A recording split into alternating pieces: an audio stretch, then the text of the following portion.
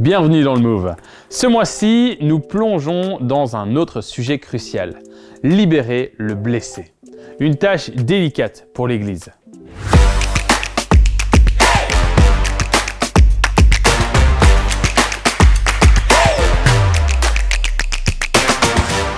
Imaginez que l'Église soit piégée, non pas dans une prison physique, mais dans une sorte de piège institutionnel.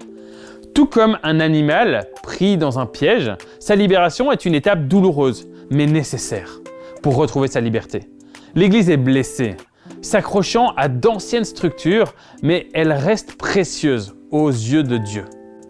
Elle est l'épouse que Christ chérit et prépare pour une alliance éternelle avec lui. Cela signifie que nous ne pouvons ni la laisser telle qu'elle est, ni la rejeter. Le défi qui se présente à nous est de libérer l'Église des pièges de l'institutionnalisation. Il ne s'agit pas simplement de modifier des traditions ou d'abandonner des vieilles habitudes, il s'agit de nous interroger sur la raison profonde de nos actions. Nous devons aller au-delà des changements superficiels et creuser profondément pour retrouver les principes fondamentaux qui peuvent revitaliser l'Église. Ce dont l'Église a besoin, c'est d'une nouvelle réforme. Un mouvement qui nous ramène à l'essence de notre foi, sans rester enfermés dans des structures obsolètes.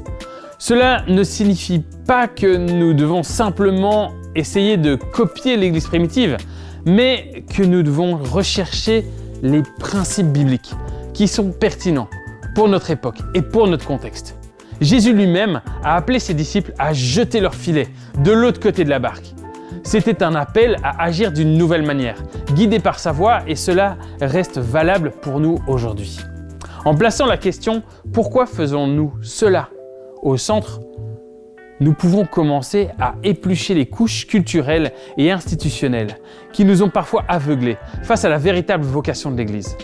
L'objectif n'est pas de construire de nouvelles structures, mais de revenir à la mission que Jésus nous a donnée, chercher le royaume de Dieu. L'Église n'est pas la fin en soi, mais un moyen de proclamer et de vivre ce royaume. Lisez l'article de blog complet pour plus de profondeur sur cette idée.